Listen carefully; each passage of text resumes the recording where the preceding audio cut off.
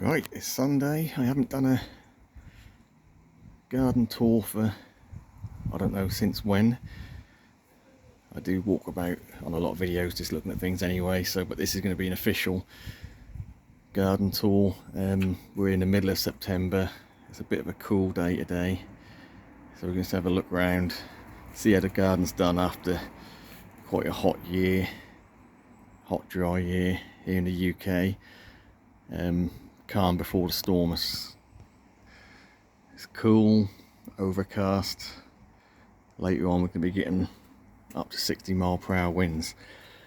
So we'll start down the side like we always do, sort of approaching the back garden. So we've got some potted plants along here. We've got giant bird of paradise, Trachycarpus fortunei, some cannas that I had spare, potted up, various plants. Don't need to go into all of them.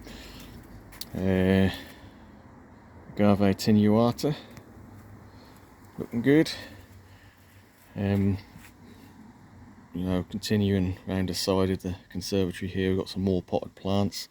So we've got some dwarf tree ferns, just some random potted plants. We've got alocasia here, it's been out all summer, just one of the smaller ones. We've got fishtail palm, that'll have to be coming in by the end of the month. The Nikau palm has done quite well this year. It's pushed out a new frond and got another one behind it. It's starting to size up quite nicely now. It's looking quite good, decent size to that. Tree ferns, you can grow tree ferns in pots, you just need to keep them well watered. These are not actually pots, these are just raised planters open at the bottom, so the roots can go down. They do produce a lot of roots. Just need to keep them well hydrated. So we've got a couple either side of the conservatory door. Just an update, so we've got the waggies that we bought from B&M at the beginning of the year, sort of quite early spring. They've done quite well. I think we can see when we brought them, all the older fronds had like the slightly browner tips. Since we've planted up in this big planter, that has actually opened 4 fronds and worked on a 5th, so that's done quite well. Right, so we're again sort of coming in from the side of the garden, or side entrance to the garden, and we've got the new raised bed with some palms and the cannas. The cannas have gone absolutely mental. They're going to have to come out. They've basically drowned everything out. I mean, these cannas, we've got Musifolia and Russian Reds. The Russian Red's actually taller than the Musifolia with the flower spikes. We're talking 9 foot plus. Done really well. Too well really, because the rest of the plants have probably suffered for what I would say palms really. So I've planted a lot of palms. So we've got a Bootiagrus Spadea here, which has done okay, but sort of since the cannas, sort of shaded out a bit. So yeah, we're gonna have to knock the cannas on the head next year, pull them out at the end of the season once they get frosted, and replace that with something else, which is going to be a similar sort of growing speed to the palms. So what other palms we got? We've got the Trachycarpus tequila, and we've got the Djibouti there as well. Still small, pumped out a couple of fronds, but yeah, they've been drowned out by the cannas. And we've got some sables along the front here as well, along with some other sort of bed and plants, and the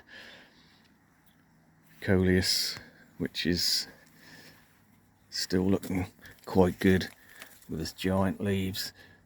Yeah, really nice one that.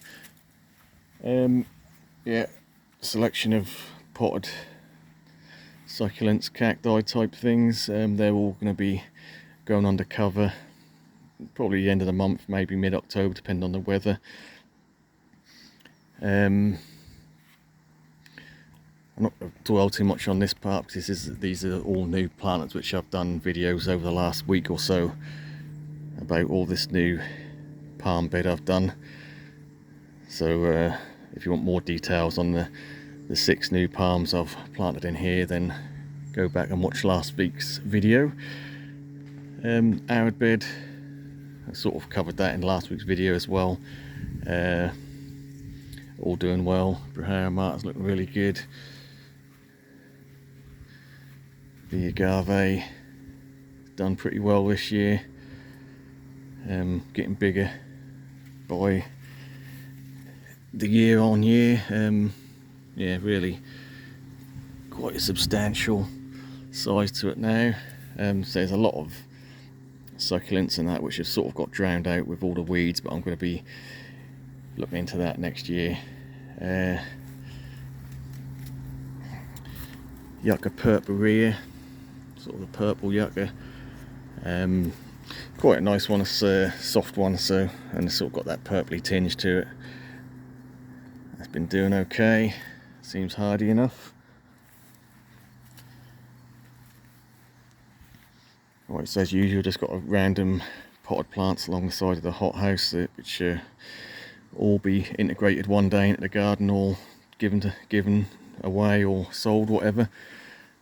Just sort of the overflow plants which I either took out of the garden which I didn't want or don't know what to do with at the moment. Right, so the Hirundo Donax,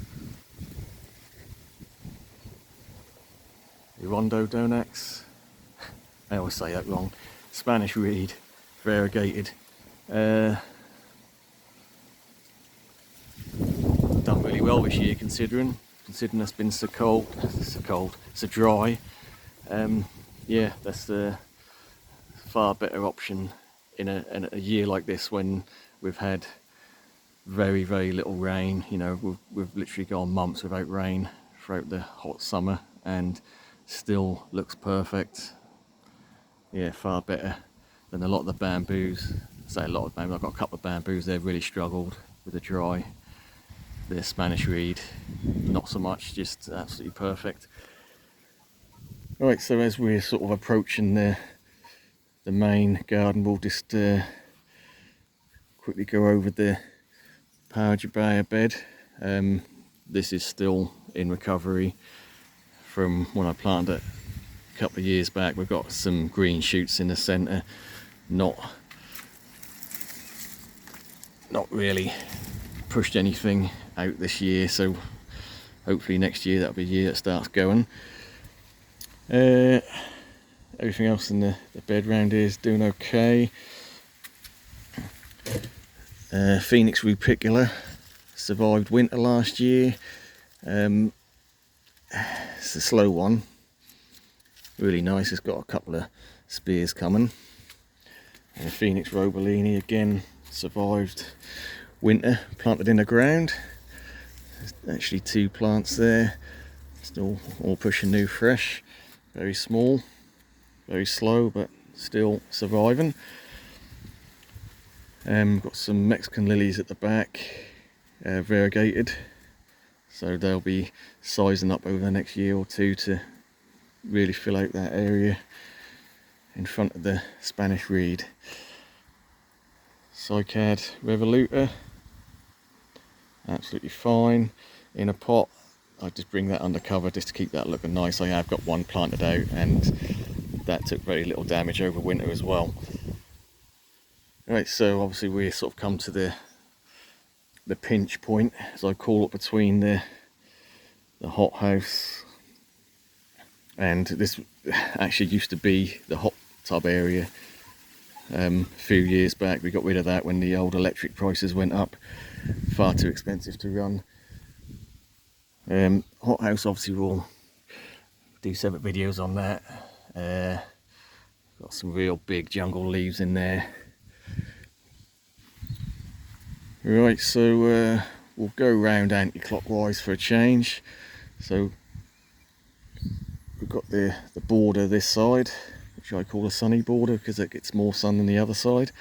Waggy, this is one of 4 I bought about 5-6 years ago. This has been the fastest growing one. This is now, well, to the tips approaching 6 foot, 5.5, 6 foot, but yeah, that's been the fastest growing for me. I've got several others dotted about which are a lot smaller.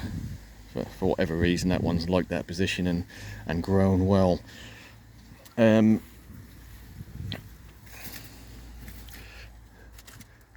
we've got the Colocasia Aloha, probably not watered enough. That is actually in a big tub. Yeah, it's not really done too much. We've got the Trachycarpus Nova. Again, supposed to be the fastest growing, and that did grow real quick for the first few years. I think this year again it's been dry. It's opened some fronds up, but no real noticeable growth on the trunk as such. So at the back here we've got some bananas, we've got some small Musa-Bajou at the back, which really, you know, pumped out a few leaves, but we haven't really grown any height, again, just due to how dry it's been. We've got a Sigmensis Bengal tiger, or red tiger sometimes called. That's done actually better than the Musa-Bajou. That's put on a lot of height because we actually lost a lot of the trunk height on that over winter. I didn't protect it whatsoever, and that is about a foot stump. So that's done well. Boutia Spather, this has done quite well this year. Enjoyed the heat, obviously. It's opened these 2 fronds definitely, this one, and we've got a spear, well, there's 2 spears still coming, so that's done well. The inset Haniba, not done particularly well, again, just due to how dry it's been. I'd say it's my fault. I should water it more, but at the end of the day, I don't mollycoddle any plants in the garden. I give stuff winter protection, but in the summer, you know, it really sort of has to fend for itself. Yeah, I'll give it basic watering, but I cannot overdo any plant. I can't give any plant special treatment. I just, you know, if I wanted this to grow big, I would just concentrate on one thing, but when you've got several plants going on, yeah, I just can't be bothered with trying to get things massive. You know, if they grow as a bonus, and that has grown, but it's not grown particularly large. It's probably only 7 foot, if that. Passion vine's done really well, still pumping out loads of flowers everywhere you look, along with all the fruits coming as well.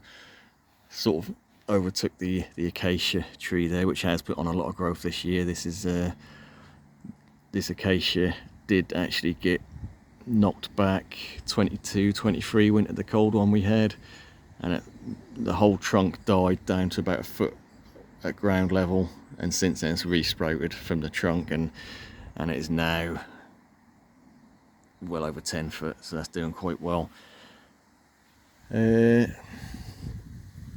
We've got Boutia odorata. This is one from Seagraves. Done quite well. It's probably the slowest Boutia I've got. I've got others which have put out a lot more new leaves than this one. This has actually opened definitely one new one. I don't really count the fronds. I'm not that. I don't go around keeping a check on everything. I mean, sometimes you can tell new fronds from old if they've gone through winter or not, but with that one it doesn't really take winter damage, so it's quite hard to tell. Yeah, so I've done exactly what I said I wouldn't do this year, or vice versa. I said I was going to keep on top of the grapevine and the passion flower, and I have to an extent, but they're still growing everywhere, so that really is sort of overtaking things. The albizia it's done well. It's put on a bit of height, again sort of swamped out by all the climbers. But when you get flowers like this all summer, you know that they are quite special. I do like them.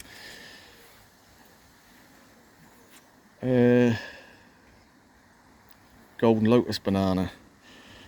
It's done well this year. It's still not flowered yet, as I've had this one, I'm going to say 4 years. It's definitely gone through at least 3 winters in the ground. Minimal protection. Never had an issue with this. Always comes back. Really tough banana.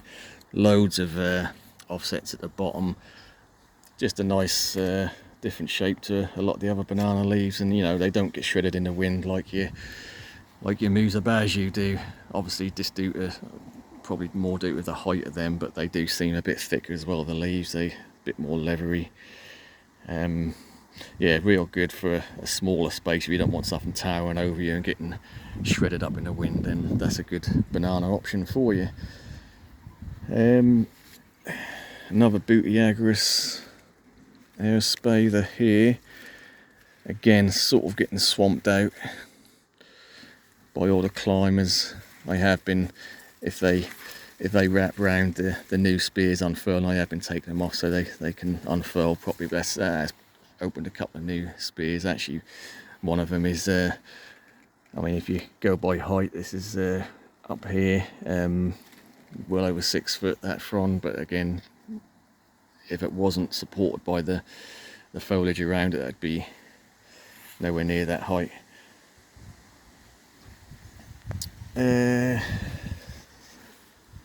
You've got the Persicaria there, Painter's Palette. I do quite like that one. I know it's not everyone's taste. I really like it. Sort of swamped out again by this Paulownia tomentosa, which is coming out. It just annoys me, this thing. Every year I pollard it, and every year it doesn't really perform like it does for other people. Maybe I just got a dud plant, maybe I just don't get enough rain or whatever, or maybe it's just too crowded with all these plants. But either way, it's not doing what I wanted to do. I am going to get rid of it, dig it out, or I don't think I can be bothered even to try and save it. I might just chop it out. Washingtonia robusta, done particularly well this year. Obviously it loves the heat, could have done with more water, but again, this is really big leaves on this now, and they really are. I can't go further enough back, but they are good sized leaves. Just putting on some trunk as well. I need to tidy that up really. Just where I cut the old leaves off, I could just tidy that a bit closer to the trunk. Yeah, so all done well. We have had some strong winds and we've got some more coming, so a lot of things have, like this palm grass, Titteria palmifolia, has probably fallen down a bit, but yeah, really like that as a grass. Again, been in the ground for a couple of years, found it quite hardy. That will lose the upper foliage, and a very bad winter that'll die to the ground, but it'll soon shoot back up again. Yeah, so we've got some cordylines, we've got Southern Splendor there, and we've got a it's not a Red Star, it's Red Sensation cordyline there, which is very sort of matte leaves on that. Again, the grapevine, I sort of kept it off the queen palm, but yeah, that's shot right along there. Bearing in mind this is actually planted way behind the Washingtonia, and that just spreads both ways every year. I mean, we've had lots of grapes on it, but to be honest, we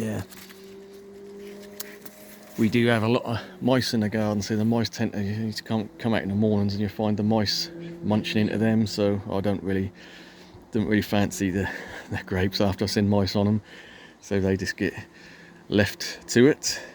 Coming towards the pond here, so we've got some collocaceas in the waterfall. I've turned it off just so it doesn't interfere with the audio too much. Redemption, not hugely pink, but quite a nice gloss to it. Yeah, it's quite a nice colour. We've got the white lava, which has been more busy flowering than it has putting out leaves, but not a bad one, not got particularly big. And we've got the coal miner, quite a nice one as well. Which brings us to the little mini American palm island. So we've got the queen palm there, mountain queen. We've got a little, these are very small palms around it and very slow growing, but they're all American palms. So we've got the needle palm there, which actually has sort of put on a bit of growth this year, and the leaves haven't gone sort of fully palmate yet, but they've sort of divided up a bit, so that's growing well. I've got a sable miner there, which I could do with cutting off some of the older leaves. They look a bit yellowy. And we've got a tiny little saw palmetto there, which it grows a couple of leaves each year. It doesn't really do anything other than it's just there at that size. That's fine. So we've got the pink chinas this side. These haven't got massive this year, not compared to the ones behind me. We'll have a look at them in a minute, but they always survive winter. We've got the oleander at the back here, which has got a few flowers on it. I thought for such a hot year we might have had a few more, but there's a lot of buds waiting to open, so they're coming. But yeah, it's a nice little solid evergreen plant.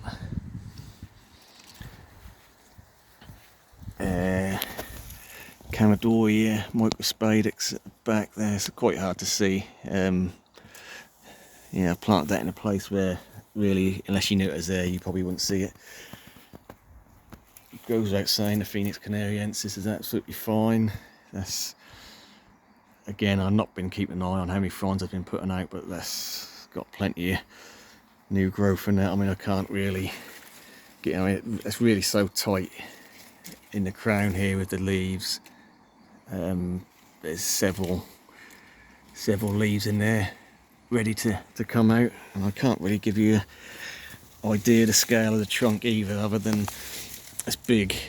I mean, that's my hand, and yeah, it's very wide trunk on that. Little Camrops humilis underneath it. That's one of my favourites in the garden. I've got a lot of Camrops humilis. I always say it, probably more than, I'd say more than any other palm. It's my least favourite palm, but it's probably because I've got so many, and you know, they're quite common as well. But this is my favourite one, just due to the form of it, the size of the leaves. They're quite nice and big. They don't really look like Camrops so much, and especially when they're sort of more, these ones haven't divided at all, so they're sort of, you know, got some sort of quite solid areas on them. But yeah, nice sort of white underneath. Red Star, pushing 8 foot. My biggest Trachycarpus fortunei. I was looking at it. It flowered at the beginning of the year, and since the flower, I can see where the new growth is, because it's a different lighter brown, and that's just over a foot of growth on that this year, which is not too bad for a quite a dry year. But yeah, that's quite large now. Yeah, so we've got like I say a shady board. It does get a good amount of sun, but it is a lot, you know, only for a couple of hours it gets sort of full sun and a sort of dappled shade. So we've got some alocasias in pots here. So we've got a macrorrhiza, we've got Regal Shield there, and we've got Zebrina, which again all in pots. So whenever we do to what I tend to do is with allocations or any sort of tender house plants, if we get constant under 5 degrees at night, then I'll bring them in. But if we're getting sort of up and downs, then I'll leave them out. Blood banana, Zebrina, Musa Zebrina. Really nice banana, totally block red black to the block red back to the leaves, and just that lovely pat on the front. You know, more red than it is green, but just really nice patterns on that. Do really like that one. Cyagrus coronata. So this is going to be the first year this has been in the ground through the winter, so we'll see how that does. I've had it for 5-6 years in a pot, and that always sort of unheated greenhouse situation, but it just got too tall for the greenhouse, so we'll put it in the ground and we're going to see what that does. I mean, it's got a spear opened and we've got another spear on its way, so I will give that some protection and hopefully that will pull through, but we'll see. Brassiops fatsoides, to be honest, hasn't done a lot. Again, very dry, I should be watering it more. Camerops radicalis, doing really well as usual, looking good. So yeah, this is another Seagraves. I know it's shut down now, but this is bought a couple of years ago on the cheap ones, 180 quid, no, 160 quid for a 7-foot bootier. Absolute bargain at the time, did do a video on it. Yeah, so that's actually in a sort of raised planter there, 2-tier with another Cycad revoluta sago palm there, and some of the hardy bromeliads either side of that, so that this again, planted out, survives winter no problem. Yeah, so we are, like I say, in the middle September, so things are, you just see the sort of the stresses of the long growing season and lack of water, so things are just starting to tip over, you know, going the wrong way. I mean, sometimes your garden can, I'm sure lots of people's gardens still do look absolutely perfect, and you know, right until October, end of October, November, we don't get any frosts. But I think this year's has been a long season and it's been dry, and I think the plants are showing stresses of that. So again, another standard queen palm here. That will get a little bit of protection over winter. We'll obviously cover that in a different video. We've got Camerops humilis, so I haven't been pointing out every Camerops humilis because I've got loads of them, but I've got a set of 3 along here which are starting to fill out nicely and look quite nice.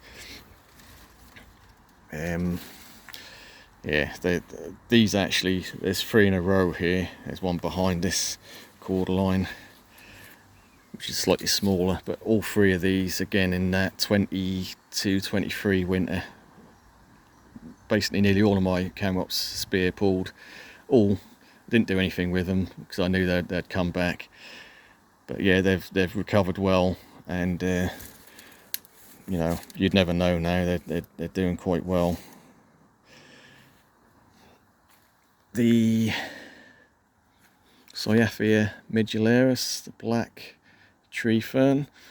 So again, this has been out since around April time. Might have been early April, we didn't get any late frosts. Came out with 4 fronds, lost 2 within the first week with the wind. The other 2 have slowly died off throughout the season. We can see there's sort of a brown one there, but that's opened 4 since it's been out, so that's not too bad. I think this was the first one, so it's quite small. Second one, bigger. Third one, massive. Fourth one is sort of unfurled and curled up the trunk of the cord line, so I didn't really want to, if I moved it and dropped it down the side of the cord line, what would happen is the wind, especially later on when we get the strong winds, that frond is just going to crash and smack against the trunk and destroy the frond. So I'm hoping that's just going to be sheltered enough there just to stay in place. Yeah, so the cord lines again, I don't know, 17-18 foot guesstimate. Nice chunky trunks, never an issue. Self-seeding everywhere, absolutely full of seeds at the moment. I don't know if we can see that. Every head has got a seed bract on it and full of thousands of little tiny seeds. They self-seed everywhere. I do have to be careful. Sometimes you don't even see them till they're a few years old. And a good pointer to that would be this one here, where I've got another waggy, which is considerably smaller than the one we looked at earlier. But yeah, we've got a cord line sort of growing right next to that. So that's going to have to be pulled out. I normally do that in spring when the ground's really soft. I can normally just yank them out, and sometimes you can even, when the ground is soft, you can pull them out of all the roots and just pot them up and do what you want with them. Another Trachycarpus, I'm going to say Fortuna because that's what I brought it as, but to be honest, that could be anything. It looks slightly silvery.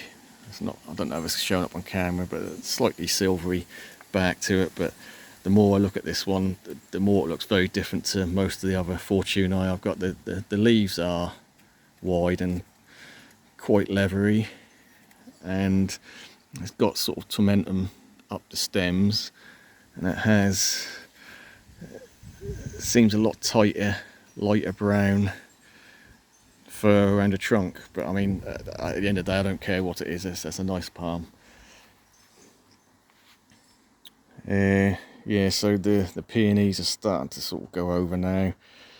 The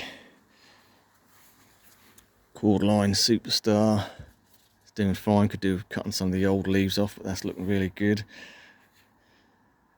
This is quite a nice one. I don't think I've mentioned it in any of the videos. This is actually a hibiscus, dark leaf hibiscus. Real cheap plant. Grown for the foliage, not for the flowers. When I first see this, I thought it was some sort of Acer, but sort of very similar leaf, but really nice colour. Breaks up the greenery.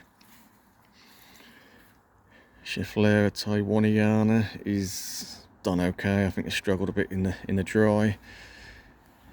Golden bamboo, it's put out a couple of really tall fronds this year. That is in a pot, sunken into the ground, still well above ground level, so I can see if any sort of runners pop out. Tetrapanic's not particularly got massive this year, but it has settled in, so I think I planted this last year. That's quite root bound, and they do like to spread their roots out, so I'm thinking next year I might get some really big leaves off this. It is a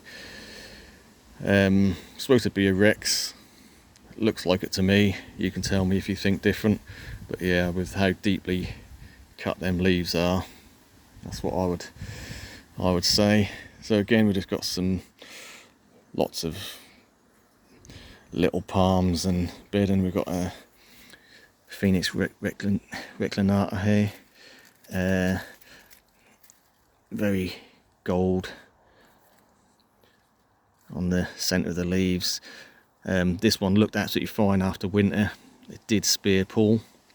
It had a new spear coming. It looked green, and then suddenly it stopped growing. I gave it a tug and it came out.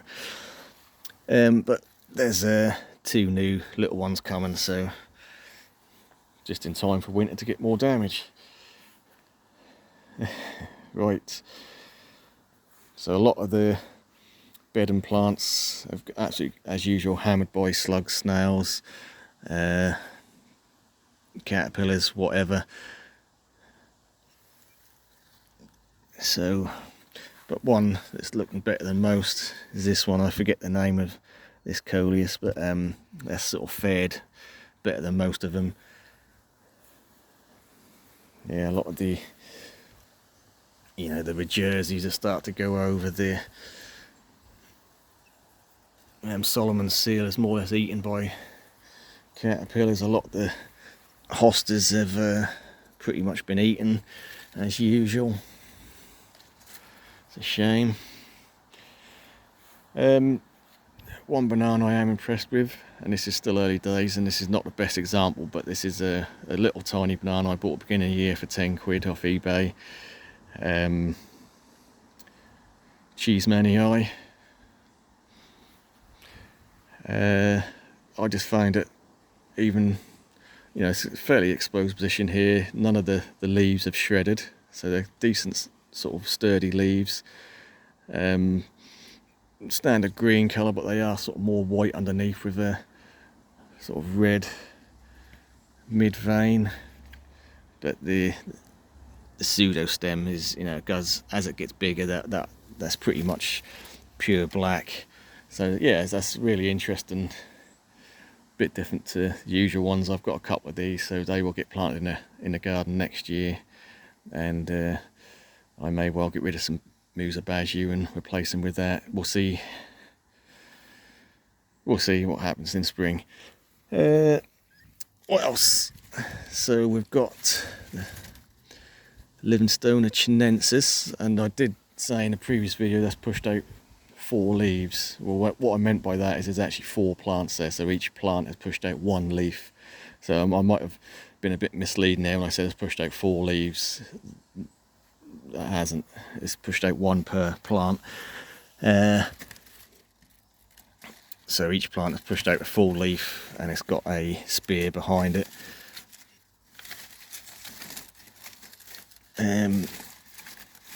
Yeah, so there are 4 plants in here.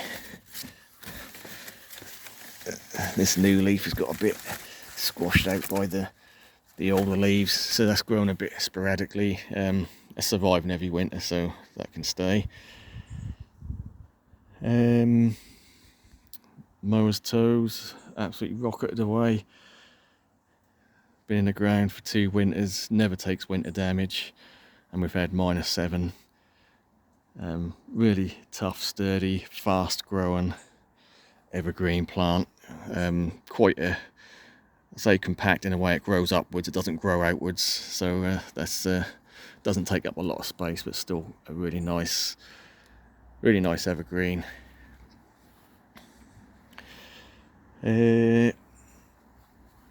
So we've got the Fatsia here, which is sort of gone multi-stemmed, and it's kind of drowned out the Trachycarpus underneath. Again, this is just a standard Fortunei, but from a very small plant I got years ago. I don't even remember where I got it from, just a tiny little plant which went in, and that's slowly been ticking away there. Let's just quickly go back to this one. This is the Kinlahill. So thought to be a natural cross between Princeps and Nova. Can say that the fronds are very thin. Took no winter damage, and very white back to that, so we'll see over the next few years how that does. So we've got the occasional fern sort of tucked in here as well, and this one is actually full of spores on the back of that, whereas the rest of the leaves are not. So it'd be nice if we could get them sort of colonised around that area. So we've got the slight raised bed here with my personal favourite Bootea. I've got Bootea odorata, or that's what it's sold as. For me, the best form Bootea I've got is not too crazily arched, unlike, well, I mean, I do like the arching of most of them. They sort of, you know, you've got a really tight arch on them. This one is more of a stricter form, as in more upright. Really nice colour on it as well, and the leaflets just seem quite wide on it and quite stiff. And it's, yeah, just a nice form, a nice colour. This one has actually opened 3 fronds, and I know that because this is the frond that opened just after winter, and the other 2 have still got the bits along the edge of the leaf still attached, so I know they're new leaves, so I don't need to keep an eye on that. That's exactly how you can tell, and it's always got a big meaty spear coming on it, so that is my favourite booty. Yeah, we've got a couple of small apple trees there full of apples. I had to pin them against the fence because they would literally fell over with the weight of all the apples on.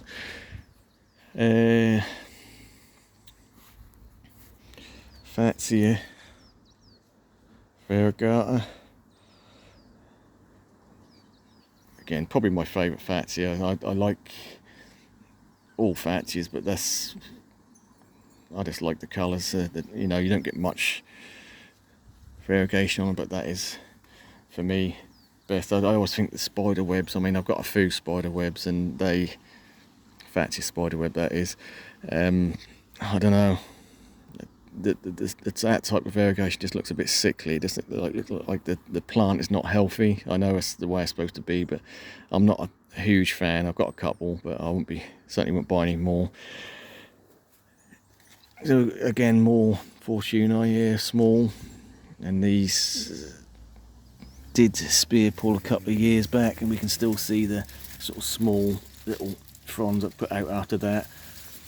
But since then, it's pushed out a lot bigger ones.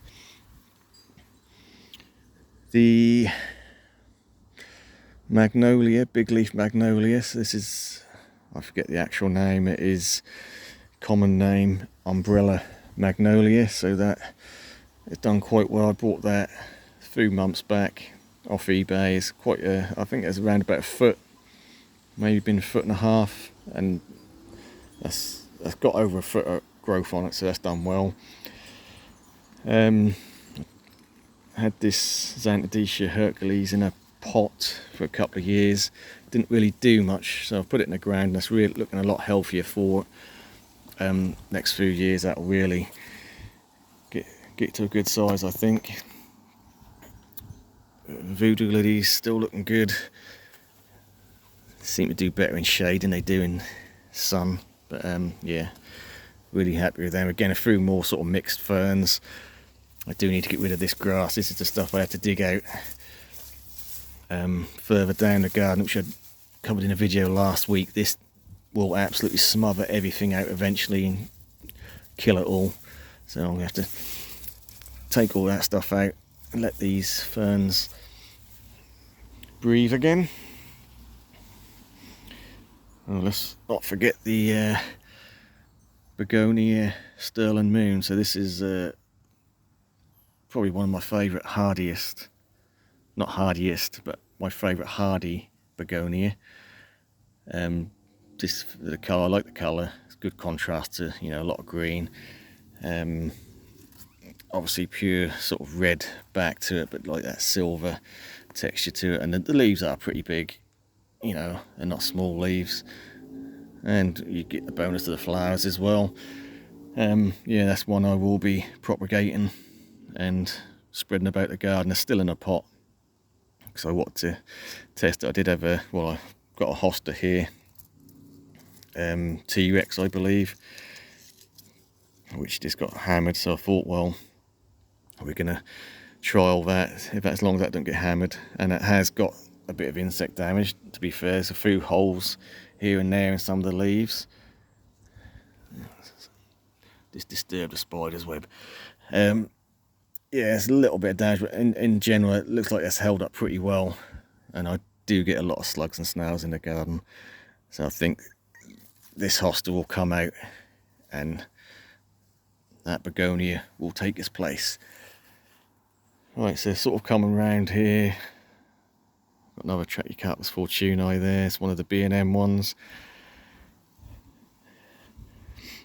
The Petasites, it's done quite well. As soon as it's been so dry, it's not done too bad.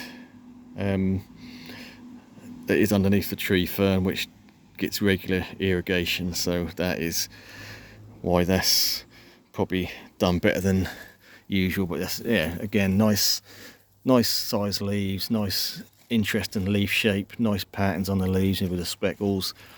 Yeah, nothing not to like about it. It spreads, but you know, if it comes up somewhere you don't like it, you yank it out. It's soft, it's not a problem. So yeah, tree ferns are absolutely fine. I'm gonna have to speed this up because I've just noticed how long I've been doing this for. This is turned out to be quite a long video. Another Camopsumilus, again, I'm not going to go through all them. Various cannas, ginger, flowers gone over, bromeliad in a pot. Right, so we've gone round the borders. That's sort of the overview of that. We'll quickly go centre bed.